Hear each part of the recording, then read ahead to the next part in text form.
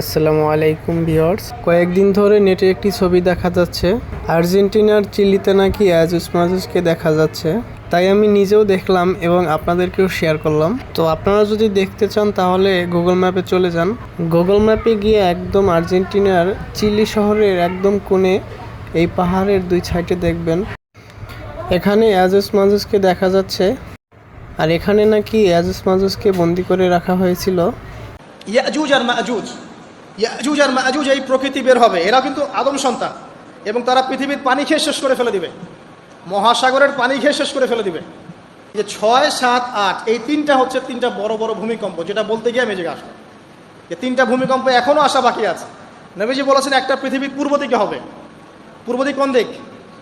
এই যে Indonesia, Malaysia, Bangladesh, Pakistan, Myanmar, আপনার শ্রীলঙ্কা, এই পুরো কন্টিনেন্ট পূর্ব দিক, পৃথিবীর পূর্ব দিক। কোন কান্ট্রি এটা তো বলা হয়নি, পূর্ব দিক বলা হয়েছে।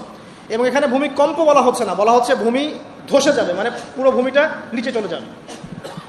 এখন যারা এগুলো নিয়ে গবেষণা করেন তারাও কিন্তু সেম কথাই বলছেন, খেয়াল করে দেখেন। তারা হয়তো বিজ্ঞান দিয়ে ব্যাখ্যা করছেন, কিন্তু হাদিসে কিন্তু এটা বলা আছে। আরেকটা হচ্ছে পৃথিবী